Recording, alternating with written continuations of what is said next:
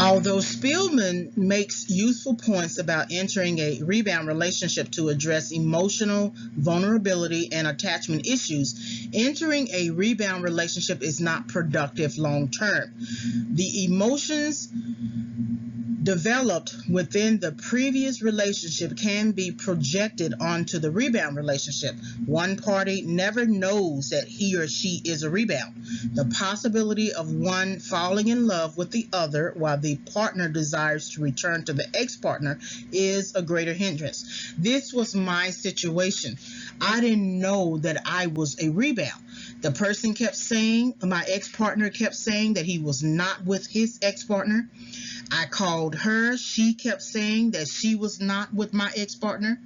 And so I just assumed that the relationship I had with my ex-partner was moving forward into relationship. I didn't know that I was a rebound at the time. We were just, sort of dating, if you could call it that. And I believed it was going to convert from, dating to long term. Well, he was all turned around in that relationship, and she resisted reuniting with him for the long term.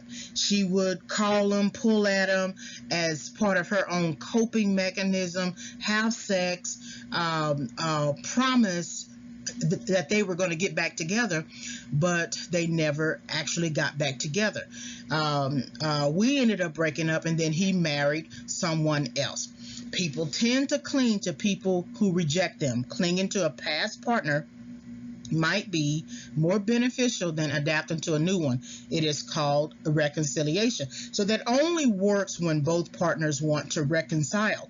But if they don't want to reconcile and the partner is pulling at that ex-partner, then it's a sign that we often pull at people who don't want us, who reject us. And it could be out of sport, it could be out of a number of things.